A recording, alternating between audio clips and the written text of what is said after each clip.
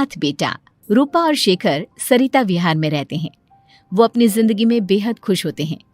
दोनों का शौर्य नाम का एक बेटा भी होता है, जिस पर दोनों ही अपनी जान छिड़कते हैं।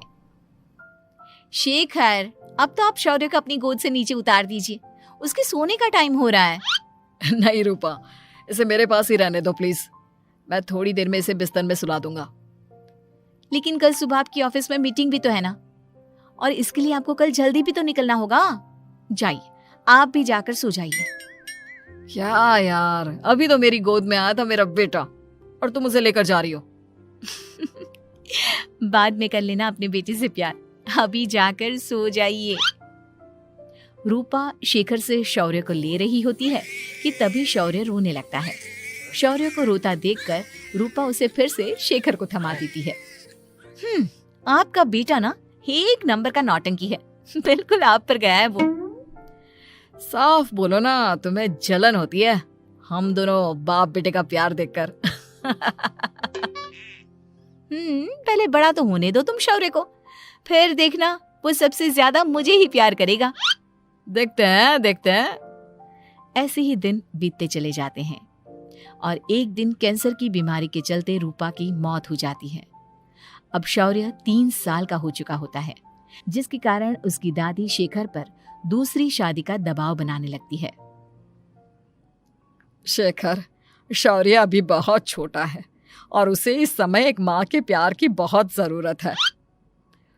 माँ, मुझे दूसरी शादी नहीं करनी। क्या पता जो दूसरी औरत आएगी वो मेरे बेटे को एक माँ का प्यार दे या ना दे। तो रूपा की छोटी बहन वैशाली से ही शादी क्यों नहीं कर लेता? वो तो शौर्य को एक माँ का प्यार पूरा दे सकती है ना। मैंने कहा ना माँ, मुझे दूसरी शादी नहीं करनी, और अपनी ही पत्नी की बहन से तो हरगिज नहीं। ऊपर से अगर रूपा देख रही होगी तो वो क्या सोचेगी? अपने लिए ना सही, लेकिन तुझे शौर्य के लिए तो शादी करनी ही पड़ेगी ना बेटा। शेखर कुछ कहता उससे पहले ही अंजुमन उसे रूपा की कसम दे देती है, जिसके आगे मजबूर होकर शेखर शादी के लिए हामी भर देता है। देखो वैशाली, मैंने तुमसे शादी सिर्फ अपने बच्चे के लिए की है। मैं चाहता हूं कि तुम उसे एक माँ का भरपूर प्यार दो। शौर्य, आपके साथ साथ मेरा भी कुछ लगता है।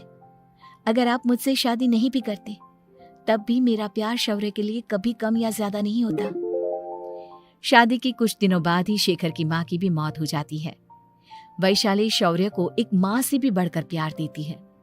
शौर्य को लेकर वैशाली का यूं निस्वार्थ प्यार देखकर शेखर को भी उससे प्यार हो जाता है और कुछ सालों बाद शेखर और वैशाली का भी लड़का हो जाता है। लेकिन इसके बाद वैशाली का शौर्य को लेकर बर्ताव बदलने लगता है। वैशाली, मैं देख रहा हूँ तुम आजकल शौर्य का जरा भी ध्यान नहीं रख रही हो। मुझे पता नहीं था कि आदित्य के होने के बाद तुम इतना बदल जाओगी। आदित्य मेरा अपना सगा खून है और शौर्य दीदी का, फिर मैं दोनों में अंतर कैसे नहीं करूं? माँ भले ही दोनों की अलग अलग है, लेकिन पिता तो एक है ना। अगर मुझे पहले पता होता कि तुम इतनी जल्दी बदल जाओगी तो मैं कभी तुमसे शादी ही नहीं करता। हाँ, तो किसने कहा था आपसे मुझसे शादी करने के लिए? मैं थोड़ी ना आई थी आपके पास, आपकी माँ ही आई थी मेरे घर आपका रिश्ता लेकर। वैशाली, मुझे तुमसे ऐसी उम्मीद नहीं थी। गुस्से में शेखर अपना पैर पटकता हुआ शौर्य को वहां से लेकर चला जाता है। पापा, मम्मा मुझसे प्यार क्यों नहीं करती? क्या मैं उनका सगा बेटा नहीं हूँ इसलिए मुझसे प्यार नहीं करती? मम्मा नहीं करती तो क्या हुआ बेटा, पापा तो करते हैं ना आपसे प्यार। कुछ दिनों के बाद, आज तुझे खाना पीना कुछ नहीं मिलेगा, चल चुपचाप से अपने रूम में जाकर सो जा। माँ, अब भाई को खाना क्यों नहीं दे रही हो? बेटा तू आराम से खाना खा, इस नालायक की चिंता मत कर। एक दिन खाना नहीं खाएगा तो मर नहीं जाएगा ये। अगर भैया नहीं खाएंगे तो मैं भी नहीं खाऊंगा। तू अपने भाई का भक्त क्यों बन रहा है? ये तेरा सौतेला भाई है, सगा नहीं जो तू लक्ष्मण बन रहा है। माँ, आपको इतना भी नहीं मालूम? श्री राम और लक्ष्मण सगे भाई नहीं थे। श्री राम माता कौशल्या और लक्ष्मण माता सुमित्रा की कोख से जन्मे थे। दोनों के सिर्फ पिता एक थे, लेकिन माँ अलग थी। मुझे ज्यादा ज्ञान देने की जरूरत नहीं है। ये सतयुग और त्रेता युग नहीं है, समझे? आया बड़ा भाई का चमचा। इतना कहकर वैशाली वहां से चली जाती है। जिसके कुछ टाइम बाद शिखर वहां आता है और आदित्य उसे सारी बात बताता है। मुझे माफ कर दो शौर्य, तुम्हारी माँ के जाने के बाद मुझे दूसरी शादी का फैसला करना ही नहीं चाहिए था। अगर मैं दूसरी शादी नहीं करता तो शायद आज तुम्हारी ये हालत ना होती। नहीं पापा, अगर आप शादी नहीं करते तो मुझे आदित्य जैसा छोटा भाई कभी नहीं मिलता। थैंक यू मुझे इतना अच्छा भाई देने के लिए। तुम दोनों हमेशा ऐसे ही साथ रहना, फिर कोई भी तुम दोनों का कुछ नहीं बिगाड़ पाएगा। चलो मैं तुम दोनों को आइसक्रीम खिला कर लाता हूँ, बहुत भूख लग रही है ना। शिखर शौर्य और आदित्य को आइसक्रीम दिलाने लेकर जाता है।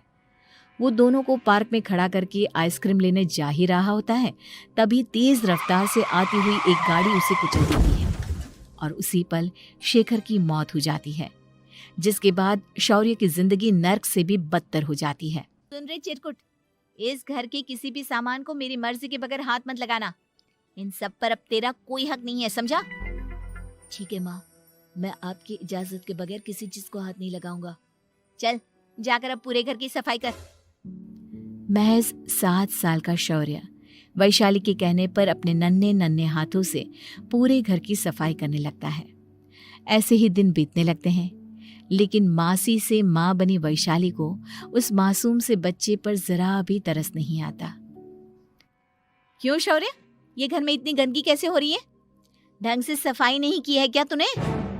माँ मैंने तो अच्छे से सफाई की थी, लेकिन आदित्य बार बार इधर उधर चलकर गंदा कर देता है। अच्छा, खुद से एक काम ढंग से नहीं होता और अपनी गलतियों का जिम्मेदार मेरे बेटे को ठहराता है। इतना कहकर वैशाली बांस का डंडा उठाकर शौर्य को जोर जोर से मारने लगती है।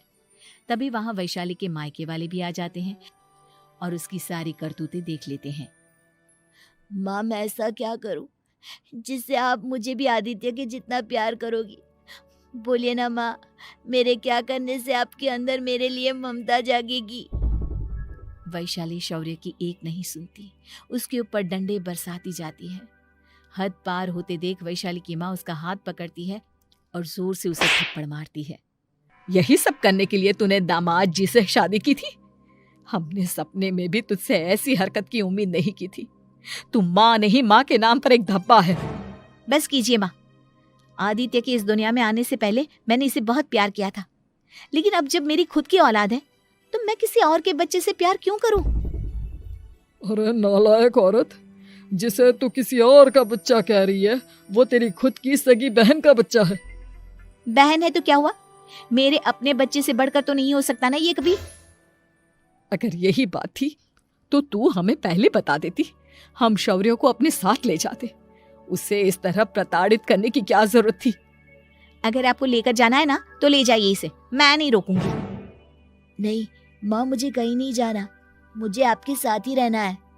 मैं तेरी कोई माँ बाबा नहीं हूँ, तेरी माँ मर चुकी है, समझा? अब निकल जा मेरे घर से। माँ आप बहुत गंदी हो, मुझे भी नहीं रहना आपके साथ, मैं भी भाई के साथ ही जाऊंगा। अरे तू क्यों जाएगा, तू तो मेरा सगा बेटा है, जाने दे इसे। हम यहाँ ऐश से रहेंगे, तुम्हारे पापा बहुत सारी जमीन जायदाद छोड़ गए हैं तुम्हारे लिए। नहीं माँ, मुझे भाई के साथ जाना है। आप अच्छी नहीं हो, आप बहुत बुरी हो, आप भाई को बहुत परेशान करती हो। देख वैशाली, तुझसे ज्यादा समझ तो इस मासूम बच्चे में है। ये तेरे बुरे कर्मों का ही नतीजा है जो आज तेरी सगी औलाद खुद से तुझे ठुकरा रही है। आदित्य, तुझे इस शौर्य ने भड़काया है ना मेरे खिलाफ? नहीं माँ, मुझे किसी ने भड़काया नहीं, पर मैं सब देखता हूँ, सब समझता हूँ। भाई बहुत अच्छा है, वो आपकी जैसा नहीं है। चलिए नानी। इतना कहकर वैशाली के मायके वाले आदित्य और शौर्य को अपने साथ ले जाते हैं और इस तरह वैशाली बड़े से घर में अकेली पड़ जाती है।